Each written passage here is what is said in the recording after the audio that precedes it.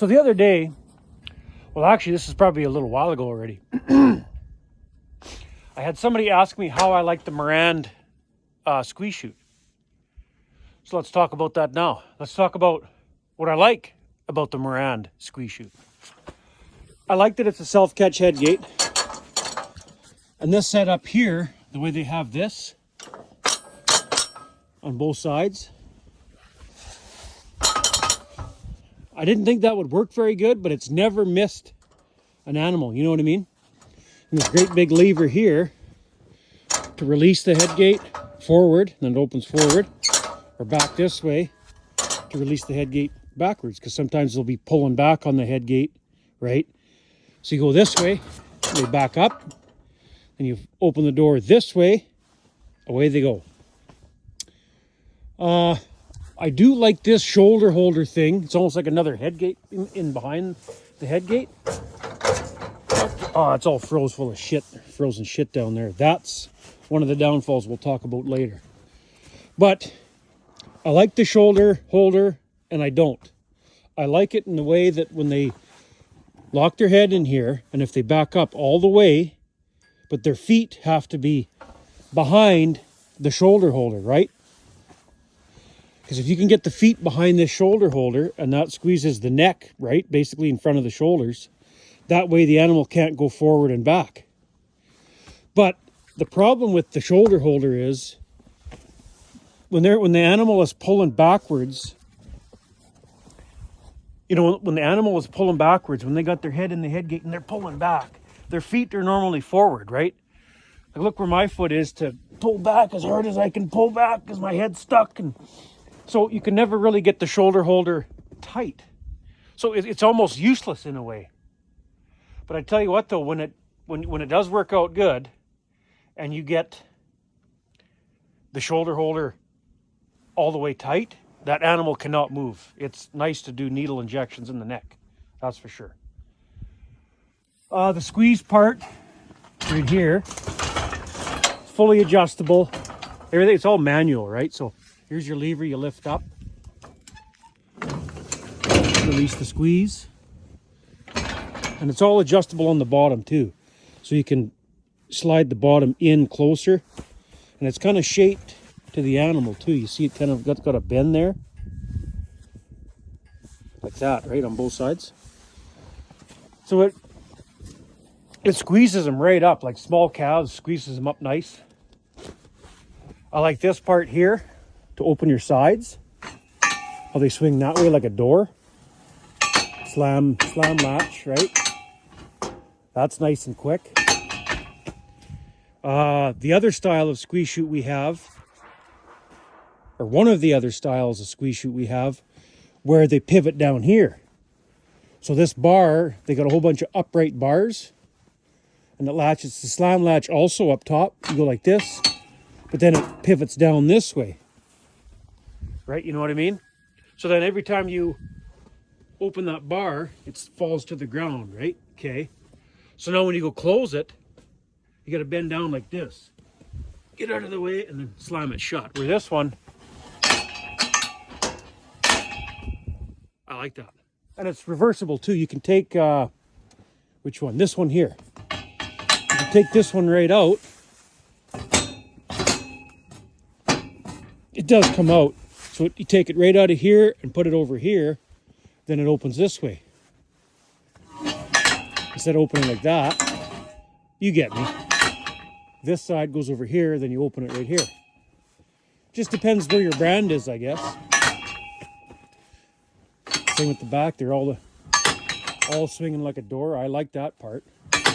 Other side is the same way, it all opens up. Down here, this opens up too. Just another one there, one there. This folds down and it pops right off. So you can nurse your baby calves if you need to right in the squeeze chute. I don't use this squeeze chute for that anymore. I got a maternity pen I use for that. But I think the thing I like about this chute the most is this right here. This sliding door, right?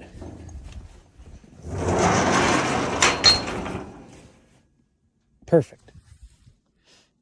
I also have the scissor gate back here because I had the scissor gate before I bought the Morand Squeeze chute. This is handy. Ooh, why is that froze? Yikes. I should actually leave that open. And then your palpation cage is separate from the squeeze chute. So this opens up just like any other palpation cage. Aw, what the hell?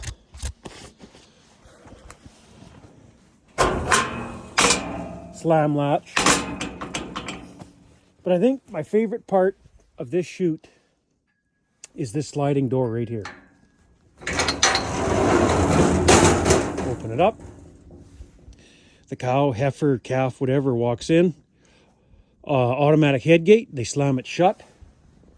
And as you're standing here, you don't have to be, I should say that different. Since it's an automatic headgate, you don't have to be standing at the headgate. You can stand back here or walk back here. If you're only treating 1 or 2 animals, get them in. They walk past the scissor gate, I close that and close this. I really like that scissor gate. Oh, is there snow on the camera? I really like not the scissor gate. I really like the sliding gate because last year when we were preg checking, I had my little daughter, 8-year-old daughter, running this sliding gate.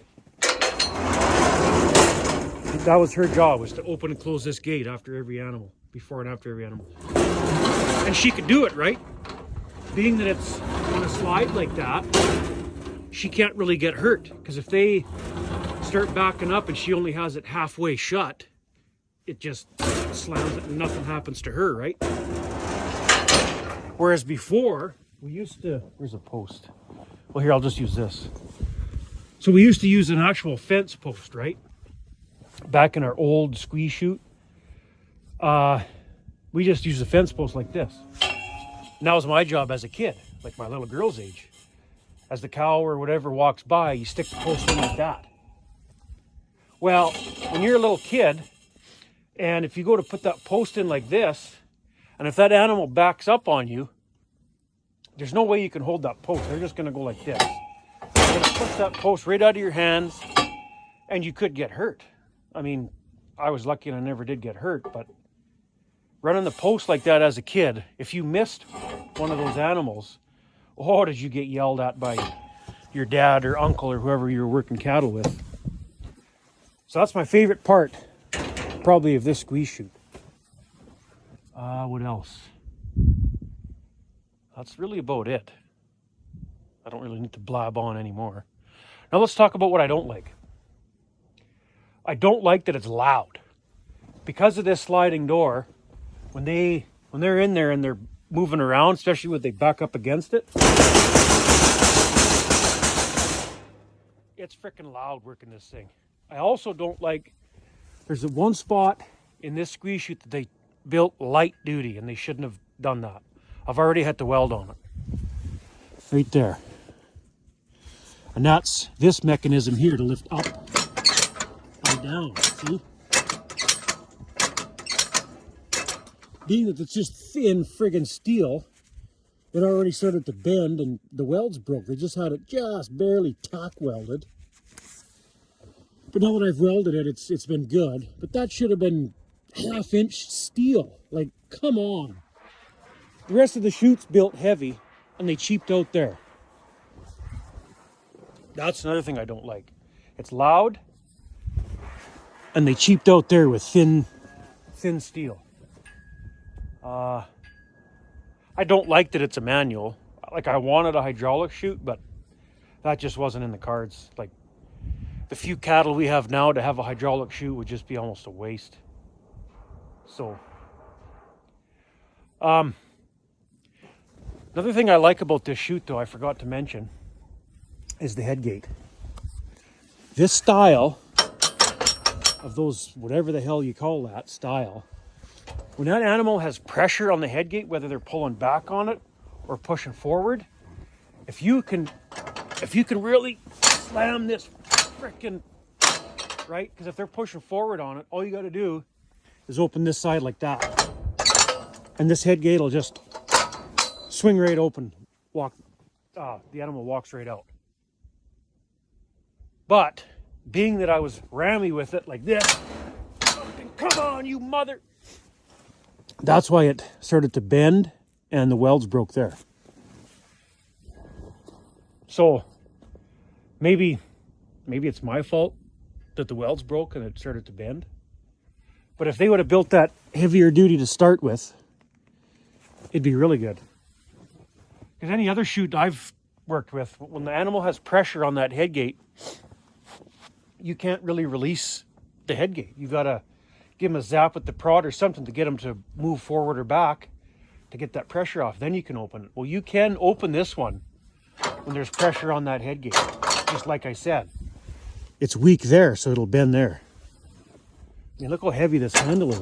I like that. But anyway, hopefully that answers your question. Because, yeah, that's it. That's all I got to say about it. One more thing I'll mention, because you're probably going to be wondering, is cost. So before I got this one, I priced out a hydraulic, what make was that now? Aeroquip? Is it Aeroquip or something? I forget the name of it. I'm pretty sure it's Aeroquip. Beautiful chute, the way the videos I watched of it and all that. But so I forget where I phoned, but I got a price on it. At the time, I think it was the feedlot special chute or something like that. And they wanted $27,000 for it. So I said, okay, thanks anyway, bye. So I think I paid, let me think. Geez, I bought this Morand Squeeze chute and the Pal cage at an auction. Because Morand Industries was having a inventory reduction. What the hell did I? Yeah, I think I paid $7,500. Yeah, that's right too. I paid $7,500 for the squeeze chute and the Pal cage. So when it came time to go pick it up, it was right at Morand Industries in was it Onaway? Yeah, Onaway. I forget who I talked to. One of the front desk girls in the office there. You know, they asked what's your lot number or whatever. Oh, squeeze chute, she says. Oh, geez, you got it for a good price. She says, when we sell these, we charge $10,000 for the chute and the Pal cage. So I paid $7,500 for both. So I guess I got it cheaper than what they charge. I don't know, I still kind of thought it was a lot of money for a manual chute, but it's okay. I'm not sure I'd buy another one though. It's not that good of a chute where it's like, oh yeah, that's the only way to roll. Morand Industries, it's the only way to roll. I don't think it's that good. But for the few cattle that we got now, about 100 head total, it's good enough. I don't know if I'd want a hydraulic squeeze, to be honest. There's just more shit to go wrong with it. You know, on a cold day, if you have to process that day, if that's the only day you got and it's cold, the hydraulic oil takes a long time to warm up. And I don't know. A buddy of mine's got a hydraulic squeeze, and I don't know if it's just his style or whatever, but when we checked his cows, there was quite a few that missed the headgate and they're half out the chute, and a couple of them got right out the chute, so they got missed. Like, I don't know. So far, I've never missed one with this squeeze chute, knock on wood. But at the same time, I wouldn't be scared to try something else.